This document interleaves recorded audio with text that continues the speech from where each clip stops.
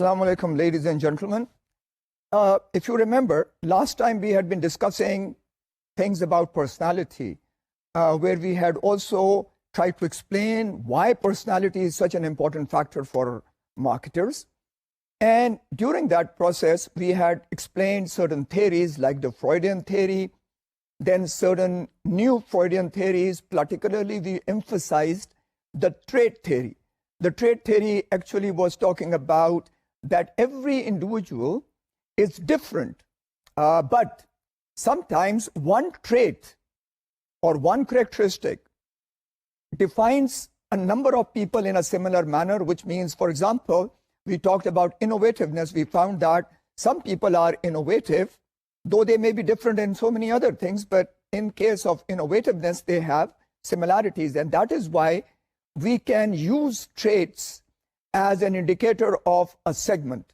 Plus, we also discussed that given these traits, the marketers, having understood, they approach their marketing campaign using these traits. Why? Because it has been particularly researched, and there is a confirmation on this research that certain personalities tend to behave in a particular manner so far as when they are buying products, when they approach the market, where do they buy the products, and so on and so forth. So we had been discussing quite a bit on that. We had also discussed personalities depending on cognitiveness, which means how do they think. So today, before we move into, and remember last time I had talked about that we will also discuss the concept of brand personality, but before we do that, we need to cover a few more personality approaches or behaviors that are very significant in terms of consumer behavior. And obviously, we tend to look at these from the point of view of how marketers can use these factors in developing their promotional campaigns, in developing their marketing mix strategies. Now, the two that we had left, and we thought we would be taking this up because we did not have time last time, one relates to materialistic personality in consumption. So we will be looking at, in terms of consumption personalities, how do they come about and how do they consume, and what are the significance of that in terms of the research and in terms of marketing theory. Second, we talked about ethnocentricity, which means how do people relate to products made from or made in different countries. So first of all, let's look at the materialistic consumption. First of all, we should understand that there are certain societies which promote materialism quite extensively. On the other hand, there are certain societies which tend to play down the concept of materialism, and they suggest that being materialistic is not good. However, other societies, specifically the Western developed world, normally tends to promote the concept of materialism. Now, the basic concept behind materialism is possession. That means people tend to buy just to own things. Maybe they may not get any benefit or happiness out of it, but because the society tends to appreciate people who have more and more things, so they go and buy more. And marketers have used this to induce people to consume more. Now, it can be done in terms of increasing the size of the packaging. It can be done in the size of having something larger or something bigger. But the logic behind materialistic consumption is that you tend to get the people to possess more and more of the same product. And later on, when we talk about marketing, and if you can remember, there is something called penetration as a strategy. When you try and penetrate the market, by what you try and do is to convince the buyer that this product can be used more in larger quantities. So materialism has that impact. But remember what I said. The point is, it varies from country to country, varies from context to context, but it has an implication in marketing. So the points to remember is that materialism is basically possession, and it demonstrates and tells people the more you possess, the more stronger you are in terms of your status, in terms of your level in the society. Now, further with that, but like I said also, that you need to remember that it changes. So the same concept cannot be used in all societies or all countries. It has been researched that, let's say, materialism is more prominent in the United States rather than in Mexico. So that alone tends to suggest how we have and how we approach this materialistic consumption behavior. Now, the second point between materialism consumption and becoming obsessed with possession, there is something called fixated consumption. Now, these kind of personalities, it's again acceptable. First, we must understand that what is acceptable in society and what is not, but fixated consumption behaviors are normally considered to be acceptable. A good example of fixated consumption behavior is that the consumer becomes totally focused on the product of his choice. If you can see around you and your friends and your acquaintances, you will find that some people have hobbies. For example, like collecting tickets. Now, and the people who are involved in collecting coins or collecting tickets or even collecting butterflies, they become fixed on that particular aspect. And the situation is that they do not bother about the time spent in searching for the kind of product that they want. They don't even bother about the time or money spent on it. And it is considered to be a very strong and positive sign in societies where these kind of behaviors are given a lot of respect. Why? Because people go out of their way, they spend time, they make an effort to buy a particular product on which they become focused. People have done it for old books, they've done it for stamps, for collecting coins, for collecting, and so on and so forth. There are so many things. People have even gone and started becoming fixed on collecting maybe cigarette packs, maybe even matchboxes, because that's what they want. So they tend to do all this kind of a thing. The third and the final one is what we call obsession. Now, this is negative. Between materialistic behavior, which is totally acceptable, and becoming obsessed, which is a negative thing, there is this fixation which is in the center. So what is obsession? Obsession is when you become addicted to something. And we know that some people, and that's dangerous. That is not very much accepted in the society, because that consideration is completely negative, because people become addicted to certain things, and when they become addicted, they become dangerous. And they can harm themselves, and they can harm other people around them, basically because of this concept of addiction or obsession. So fixation, on the other side, is considered to be not harmful to the society, whereas addiction does become a problem and is harmful to society. So in the case of fixation or compulsive and obsessive behavior, research has been able to also define the kind of people. For example, the kind of fixated people are normally considered to be dedicated, right? And if you look at that, we are showing the people who are dedicated, you can see the attention that they're paying to their hobby or their collection that they have.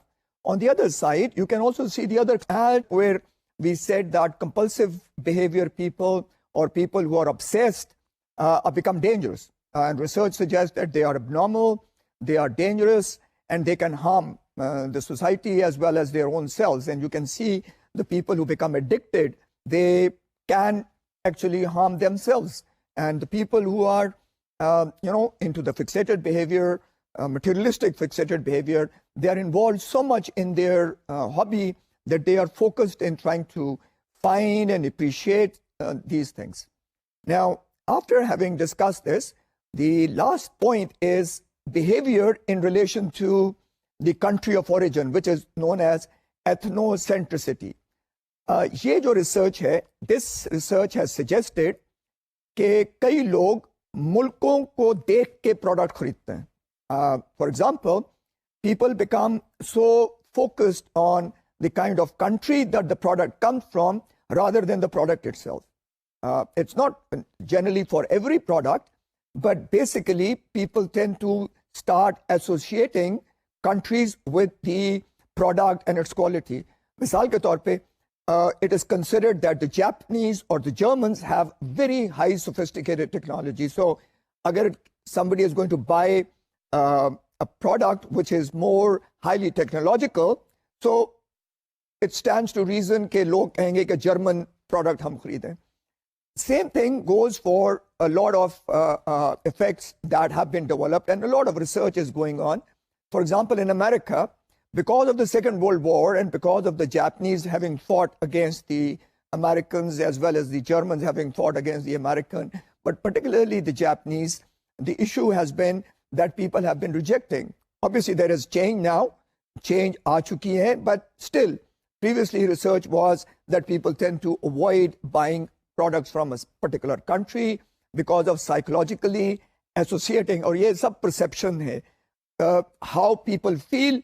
You will not have a reason for it, but it just happens that people tend to associate certain things, certain feelings, and certain relationships with those countries. So they tend to buy products from those countries. For example, agar good quality jewelry hai ya perfume hai, log usko countries ke saath relate karna shuru kar dete hain. Chai hai, for example, would be related to, let's say, Sri Lanka, or nobody else would know ke chai aur kahan se aayegi, ya Sylhet in Bangladesh. So these things become associated, and people tend to believe that a particular category of product which comes from a particular country has certain specific qualities or certain specific characteristics, and they tend to use those characteristics to project their buying behavior. Now, at this stage, we have concluded the various personalities which are related to the human beings, and we have tried to understand how individuals who have certain particular personality traits would tend to behave, and how can a marketer use these factors to create his own marketing campaign, what kind of marketing message would be there, and what kind of marketing, promotional campaign will be there. And we show you certain ads or certain pictures which have been projecting particular personality traits. Now we will be coming into the area of brand personality. Now, it's a very strange phenomena, but because people tend to relate human beings with certain personality traits, they try to suggest the same personality traits in or about products. The reason is basically, uski wajah jo hai, wo hai language.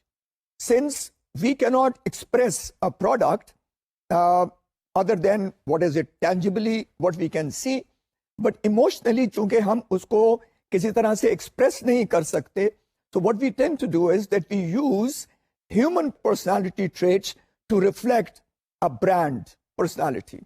For example, we have this, let's say Levi's. Levi's is considered to be very tough. So usko, there is a personality what we call rugged, which is a manly personality given to a person who seems to be very tough. So Levi's ko एक ruggedness की personality का असर दिया गया. So people tend to associate or link the human trait of ruggedness with a particular product. Similarly, BMW, it is considered to be, or एक personality trait है इंसानों में कि ये performance oriented है. So that is associated with BMW, and so on and so forth. So the logic behind a brand personality concept is that consumers tend to associate or link human traits with brand personalities. Ab marketer ki isme logic kya hai? The logic is that if I can associate a particular personality trait with my brand, then all the people who have that personality trait as part of their makeup would tend to be or tend to buy that product more easily. For example, if I believe that I am rugged or strong, my tendency would be to buy all the products which would have that kind of a trait involved in it. And it's so and so forth with every other consumer. So, and this research has been carried out, a number of people, it has been found that people tend to associate such things with brands. For example, I've already given you 2 examples. People tend to associate not only the brand with functional characteristics, but also with symbolic characteristics. For example, there is a product called Mr. Coffee. Now, this brand suggests that it is manly, a male factor in it. And the factors which are associated with Mr. Coffee are that he is dependable, he is sincere, he is intelligent, and so forth, which suggests that people who have seen Mr. Coffee and have seen that brand have started associating these particular aspects with that particular, the human personality traits with the brand personality. For example, let's say that we have a brand which we want to promote, और मिसाल के तौर पे brand है जो hygiene के factor को take care कर रहा है. मिसाल के तौर पे सफाई, cleanliness, इन चीज़ों के हवाले से. Now, you can create a personality around that brand. मिसाल के तौर पे you can have Captain Hygiene, for example. And we can portray that wherever Captain Hygiene goes, जरासीम जो हैं वो खत्म हो जाते हैं. Now, it has been determined by the marketers, and if you remember, there is a campaign which has been going on for a long time now with Captain Safeguard or something like that, where children are, joining in as a force.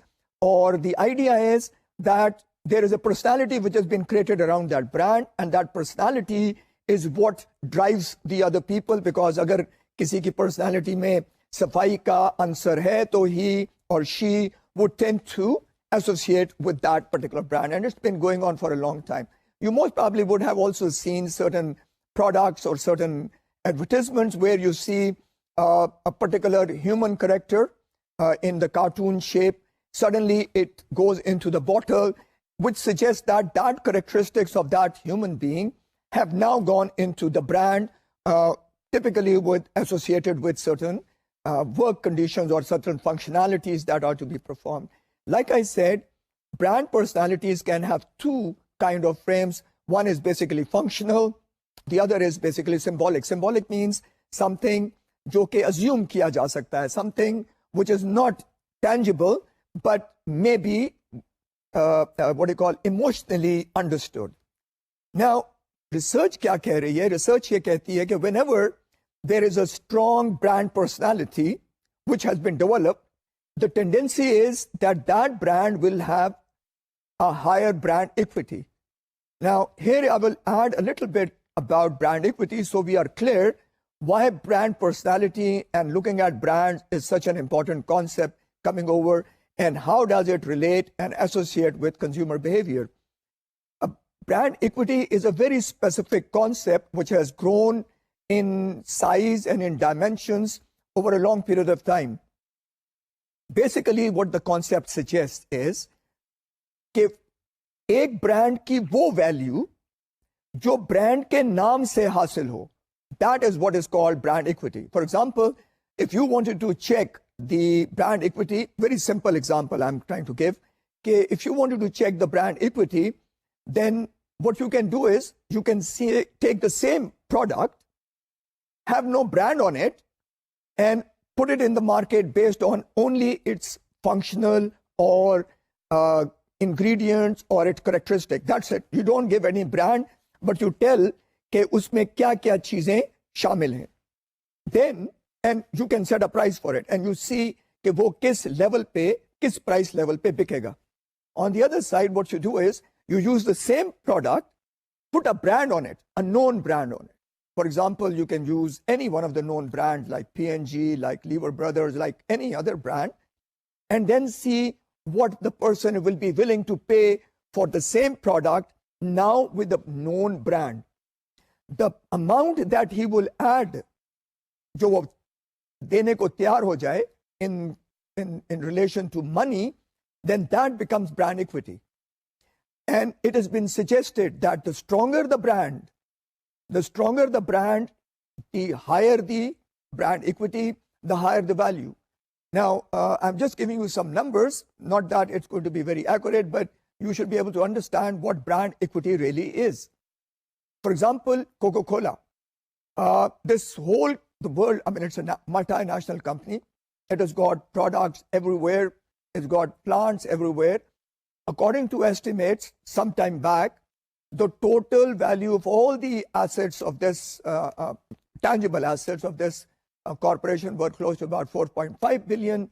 But the total value of the company, अगर कोई खरीदने जाए, तो उसको 60 billion पे करने की जरूरत पड़ती थी उस जमाने में, some year back, which shows that even though the actual cost of all the assets of that company were much low, but if you wanted to buy that company as a whole, the price was very, very high.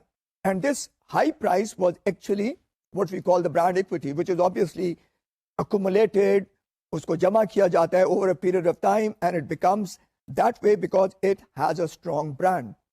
And that is why people tend to bring these strong brands into position, and there is a condition behind it which leads to brand equity, and that is why we are studying this concept or linking the two together. Our marketers की एक खास responsibility यही है, to be able to understand and determine what is the personality of the person and how can it be linked with the personality of the brand. So if you can associate the two, you will have a strong brand, and the strong brand will be what you are looking for so far as brand equity is concerned. Now, brand personality, or what we can also call brand persona, is something that needs to be created.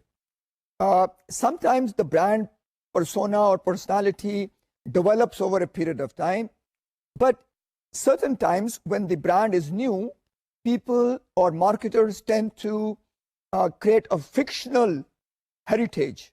How do I say it in a different form? कि वो उसके आसपास एक history create कर देते हैं brand के, even though the brand is new, but एक हिस्ट्री बन जाती है और वो फिक्शनल होती है. Normally it's like a story, but when you create that story, it gives the brand a concept of a specific type of personality, like I told you about the example of Captain Hygiene, for example. It's a functional character, or वो एक character है. I mean, it's not specifically there. It's a picture that you create around him. You try and show what characteristics that person has. Captain Hygiene के अंदर क्या काबिलियतें हैं, what can he do, and then we use that in terms of the product जिसके साथ उसको associate कर रहे हैं, and then the name is also given, and we call him Captain Hygiene or Mr. Muscle or whatever. The idea is that, like I said, all human beings tend to find it easy to understand the brand if they can associate it with certain human characteristic.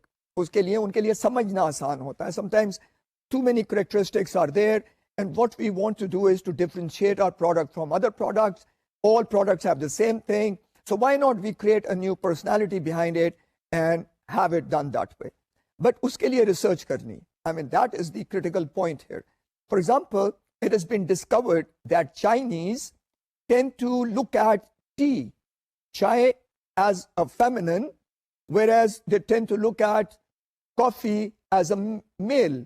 So you have to find these factors before we can start associating. Now even you will see a number of ads which have got cartoon factors associated with them, and cartoons का चूंकि एक personality बनी हुई है, so उनको associate करने में issue नहीं होता. ये जो persona create करना, or to create this kind of a personality, obviously requires a lot of research and thought processes.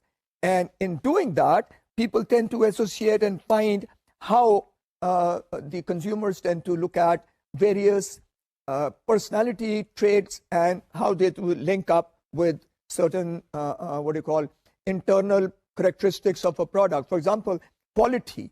Now, quality is a typical product associated thing. So human nature में उसको कैसे associate करेंगे? We might talk about dependability. Now, dependability is a human trait, whereas quality is a factor which we cannot really understand from various factors, because quality can be explained in so many manners and so many. But one word we use as dependable tries to capture the whole concept of quality in terms of uski durability, uski not being able to fail, and so on and so forth. For example, another example is that we tend to know that a product could be, let's say, easy to use. Now, easy to use a product, the trait which is typically human is friendly. So what we call them? We call that friendly or user-friendly product. Now, user-friendly is a particular aspect, but it is actually trying to say that it is easy to use. So the technology behind it is simple to understand, easy to apply, easy to use. So we capture it by one word, which is basically friendly. Now, in research, particularly research carried out by Acker, she has done a lot of research in this field, has given us a personality framework, a brand personality framework. So she has done so many researches over a long period of time that she has come to conclude that there are 5 typical human characteristics which people normally tend to associate with products. And these are sincerity, these are excitement, these are competence, these are sophistication, and finally it is ruggedness. Now these 5 traits or dimensions that Acker gave, she further defined each of them through certain variables. Now, we can call these variables, so total there were 15 variables and there were 5 dimensions or 5 traits. Like I said, sincerity was one, which was suggested by Acker, could be defined by these 4 points, like wholesome, like honest, like cheerful, and like down to earth. Now, some time back, Dalda was an ad or was suggested as being sincere. In the same case, we see the second dimension, which is excitement. We find that it is considered to be daring, spirited, imaginative, and very up-to-date, whereas competence was explained by reliability, by intelligence, and successful. The sophistication was, for example, cleared by 2 factors. One is upper class, and the other was charming, whereas ruggedness was outdoorsy and tough. And if you look at various products, you can easily put them within these contexts. For example, DHL is considered to be dependable. Well, that is how they project themselves, whereas Levi's projects itself as rugged and tough. I've already explained to you, Dalda could be considered as sincere, whereas the drinks, the soft drinks that are now coming in, a number of them, Team and so on and so forth, are what you call adventurous. Now, these dimensions have been used extensively, and remember that these are not the only dimensions that have been given in research. Acker has been one, Keller has been another writer, David Keller. Then there is Lee Chardonnay, who's done a lot of research in this area, again, in consumer behavior. And each one of these researchers has been able to develop their own frame or their own conceptualization of what constitutes a brand personality. This research is a very important area where we can find out कि एक मुल्क में how do people tend to view the products, under what categories or under what you call characteristics do they associate with different products and different brands. Now, not only this, what has also happened is that because of this growth of brand and brand personalities, what has come about in marketing is a very strong concept of brand communities. Now, what is a brand community? Brand community is when people who become very strongly associated with a brand, so they form a community. In the present times, there is a very strong concept called blogging, which is on the computers. You chat with people who own the same product, and you And the ownership seems to be like you own a friend or you protect a friend. So they become what we may call zealots, which means they are strongly protective of their own brands. A very good example of this kind of community is what we call the hogs. ये जो Harley Davidson, particularly in America, this community has grown very, very strong, and they tend to protect and defend their brand to whatever length they can go to. So they join together, have events, have meetings, have so many other things around that particular brand, because they are very proud of the brand and they become very loyal to the brand. So they tend to convert the brand into brand communities, which tend to influence the brand more. And I think the main aim of any strong brand manager is to be able to create brand communities who will tend to defend the brand in all forums, or not only defend, but promote the brand, so on and so forth. If you remember, I've already discussed with you the concept that has been used by Safeguard, and they have been trying to group children together to create that brand community. So communities have come about in a very strong manner, and the idea behind that is to be able to associate the brand with a personality, like a friend, like a companion, and you tend to do all those things for that brand as if you would do it for your friend or for your associate or for your colleague. Now, this was part of how brand personalities are developed. Now we have to look at a few factors, how brand personalities can be associated with a number of other factors. For example, brand personalities are given genders. I mean, they are associated with genders. Some brands are considered male, some brands are considered females. And I've already given you an example of a brand like Mr. Coffee, who is more associated with manliness or a man being a man, whereas Celestial, condiments, this is another company, developed Mary Jones tea. Actually, they were promoting a tea, and they gave her a fictional kind of a character, which is known as Mary Jones, because it was associated that people tend to look at tea as a woman. Now, so therefore, marketers have tried to at least associate male or female gender to various brands or their products. Now, further than this, there is another area which is very, very significant in terms of cultural impacts also, and that is color. For example, brands sometimes become associated with specific colors. If you look at fast food restaurants, you will normally find red and yellow colors very strongly associated with those. The reason is that people tend to view these as very strong associations between being dependable, being aggressive, or being exciting, and so on and so forth. For example, blue has been associated and found to have a very calming effect on people. So they tend to suggest that blue is the color of authority, which tends to calm people down. For example, yellow is associated with novelty, as well as black is considered to be sophistication. So if you look at the various brands and products that have been launched, you can see specific colors being associated with the particular product or brand to communicate a kind of personality, like a strange or new thing, or sophistication, or let's say calming or authority. All these things are very relevant in terms of how brands are perceived. An example is that Heinz, it's an American company which produces tomato ketchup, and we know that all tomato ketchups are normally red in color. You know, tomato ke color ka tomato ketchup hota.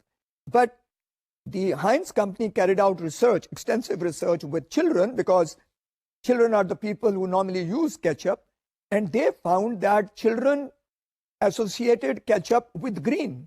So they created a green ketchup.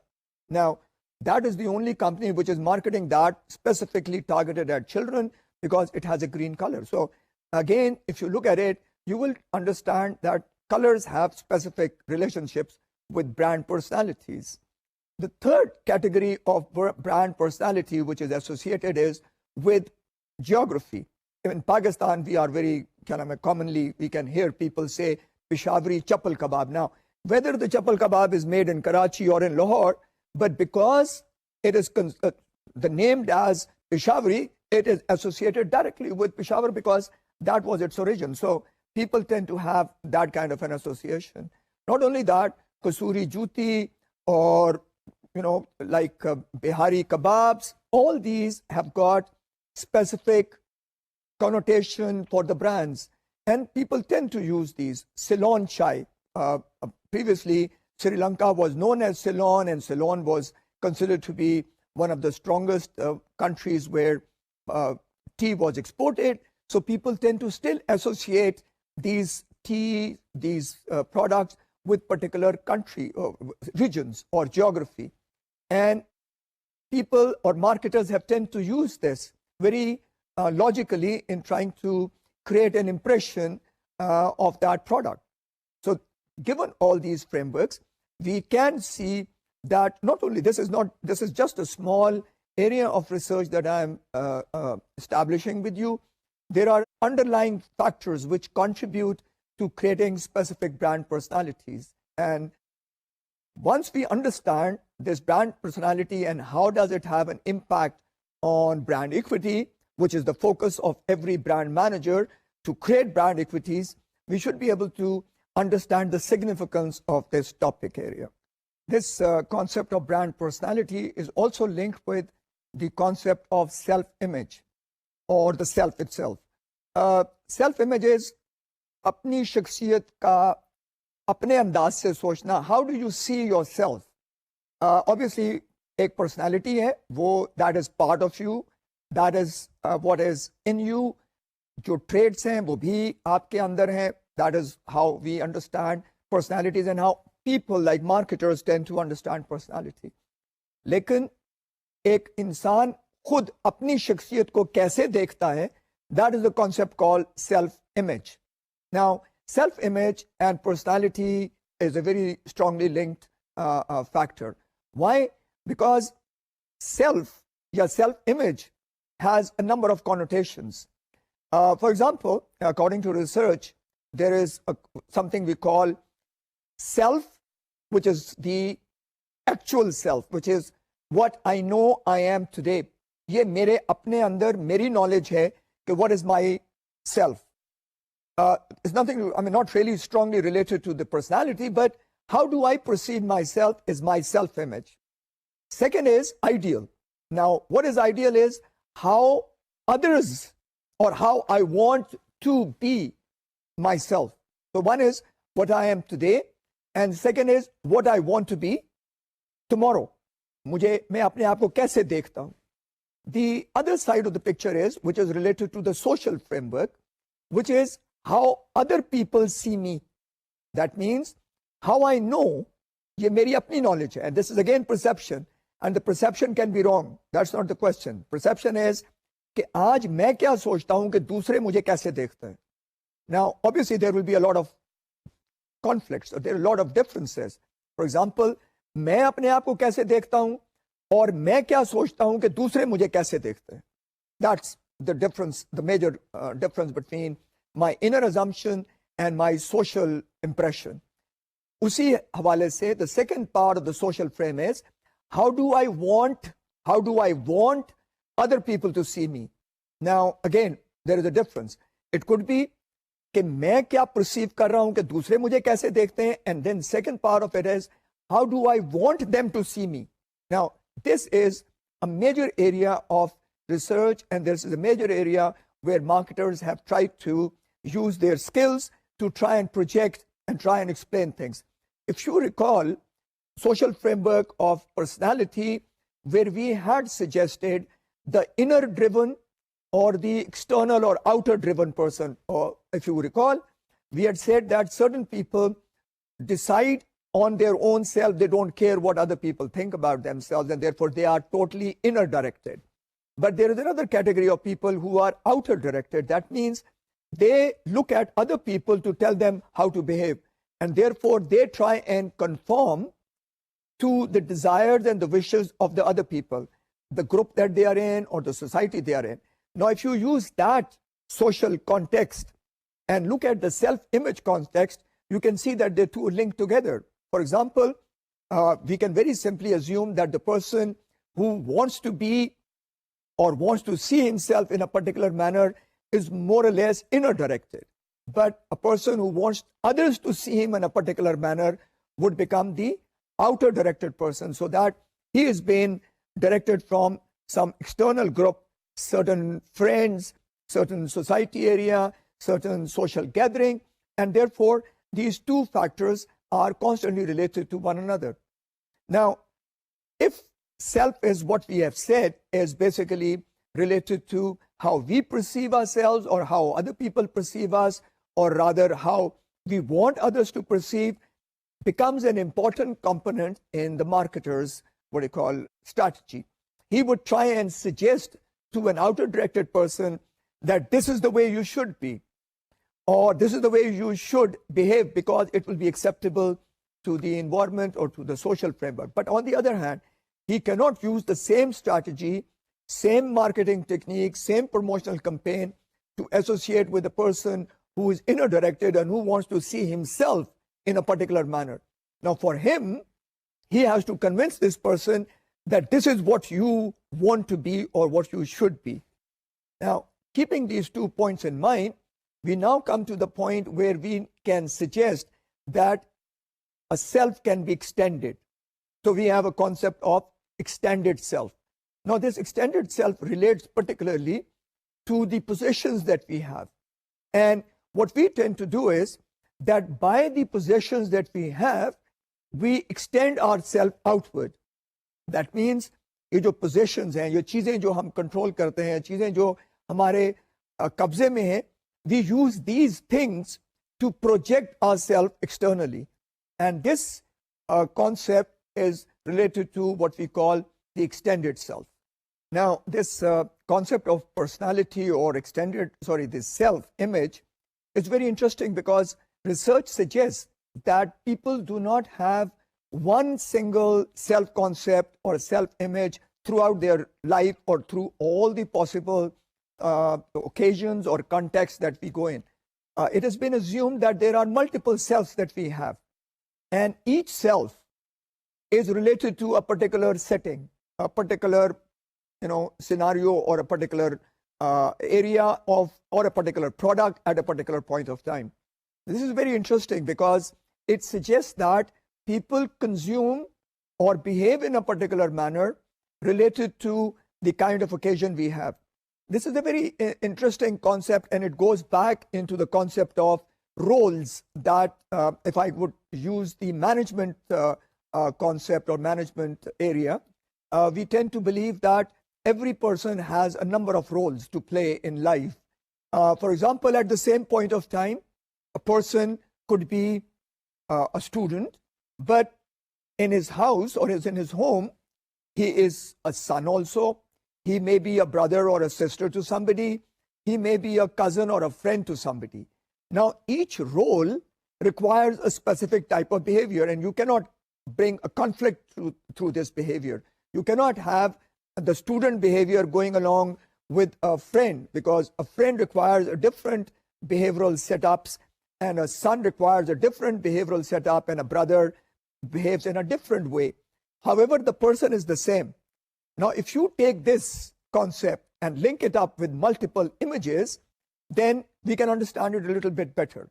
What it basically means is that if I have an image of how a brother should behave, then I will try and project that behavior through whatever I do, including maybe buying a particular gift, either for my brother or for my sister. So that behavior or that usage or use of the product at a particular point of time would be governed by the image I have of who I am in a particular setting.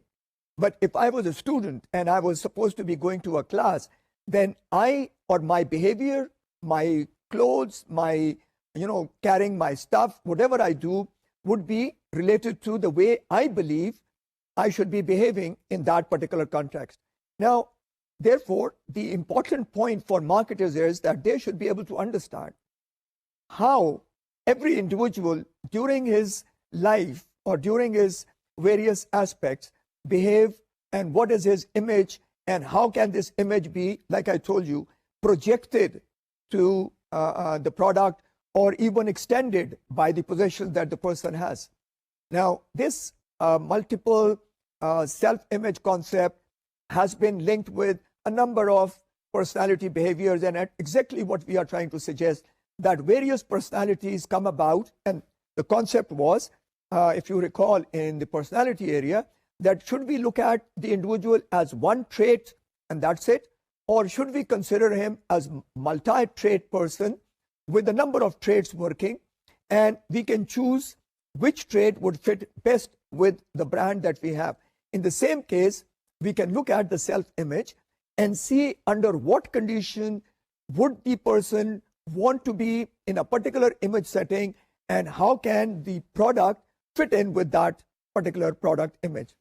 So this basic concept of multiple product images or multiple self-images is, again, a very strongly related concept with personalities. Now, keeping this in mind, we can have some other aspects of self-images.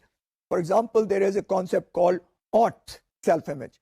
Now, ought, which is, if you look at the screen, you can see it, read it. O-U-G-H-T means what should be what should be me? Okay? How should I be? Now, there is a difference between the self-image that was for the purposes of the society.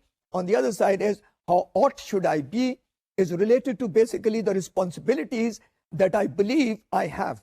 And therefore, my belief is that I should behave, or my responsibilities try and convert me into an image of myself.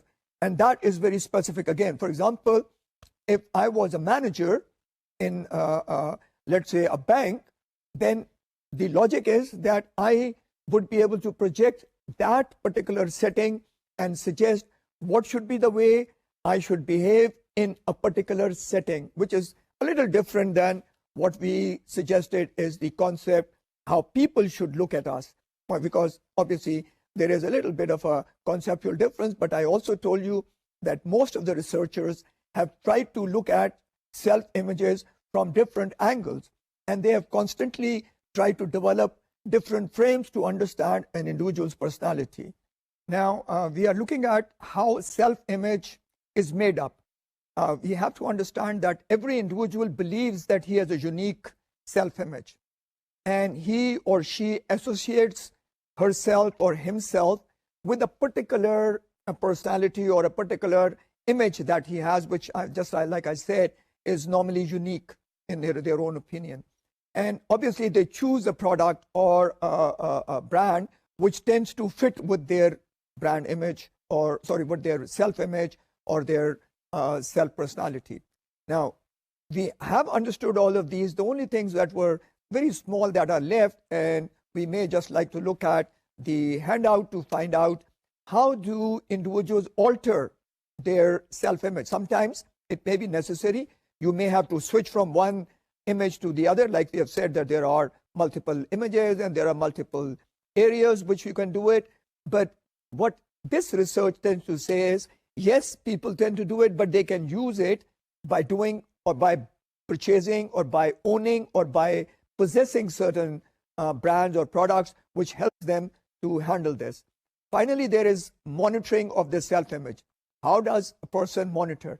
We will take this up maybe just the beginning of the next lecture, very small, so that we can then link it up with the next lecture that will be in perception, because obviously everything is linked with our mental frames, or what we call the perceptions that we have about anything, personality, image, or the brands.